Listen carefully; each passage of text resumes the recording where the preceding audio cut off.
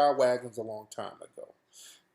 And then you have Lovey, the infamous Lovey, the Nigerian coonstress.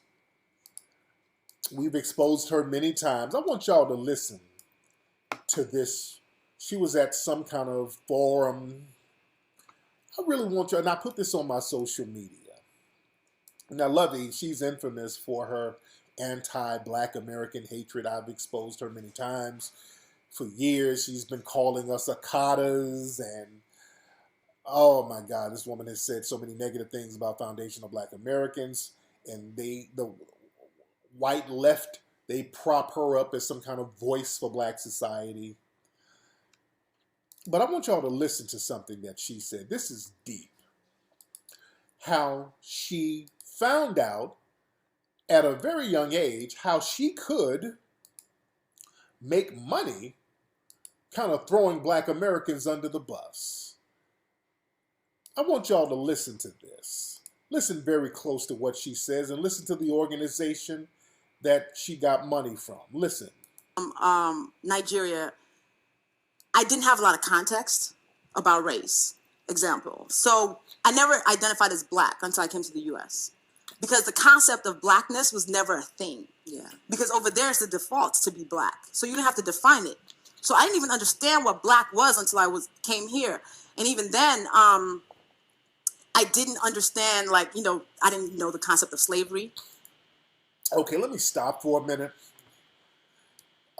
Her bullshit, listen. Let me stop for a minute. Let me stop for a minute. With her bullshit, right? But she didn't know what the concept of Blackness was in Nigeria. Hold on, let me see if y'all can see me. Okay. Let me stop it for a minute. Because she plays dumb when it's convenient. She likes to play dumb when it's convenient. She's a damn lie. She's full of shit. She's playing dumb when it's fucking convenient. She's full of shit. That woman uses akata, and that akata is a very specific term for us. They know what the hell slavery was. They're very well versed in slavery. They know what the hell it is. That's why they call us akatas. That akata word is frequent over there. They know what slavery is. They do have a concept of slavery. So she likes playing dumb a lot. I didn't have no concept of Blackness, but you got a goddamn concept of cake soap. There's cake soap all over there. Let's stop it. You do know what Blackness is, and you know what whiteness is.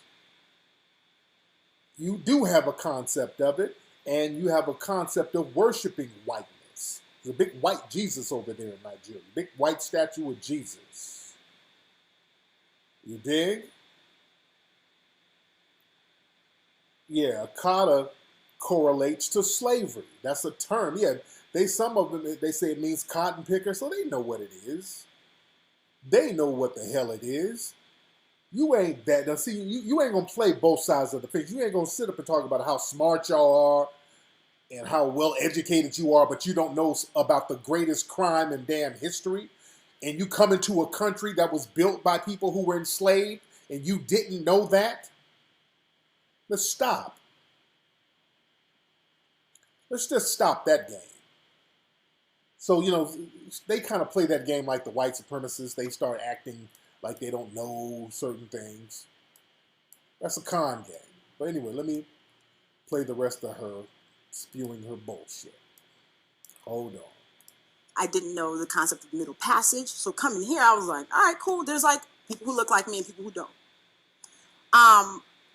When I graduated from high school, actually, my junior or senior of high school, I did a couple of essay contests that I actually won.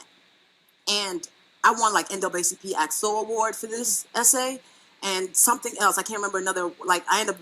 Now listen, she won an NAACP award, all right, for an essay. She won an NAACP award for an essay. Listen to this. Award for this essay. And something else, I can't remember another, I ended up winning money. And the essay was, do you think black people should get reparations? All right, let me slow it down. I'm taking my time with it. Let me take my time. So she won some money from the NAACP. There was some kind of essay, and that's interesting that the NAACP or whoever, the school or whoever, had an essay, and the essay was about should black people get reparations. All right, y'all follow this. Let's let it sink in for a minute. Let it sink in, and that's interesting that they would even have an essay like that. Sounds like they were trying to fish for coons. They're trying to fish for coons, having this essay. Because I believe it was an essay. Yes, it was. But it's like they're trying to fish to see who's a coon by having an essay like that. But there's an essay on should black people get reparations for slavery. This is what the essay is about. All right? He won.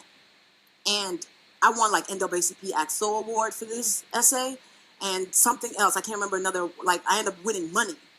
And the essay was, do you think black people should get reparations? And I was like, no, you didn't work for it. And I won. What? What the fuck? Awards. No, bitch, I think you shit. Did y'all catch that? Did y'all catch that? And listen.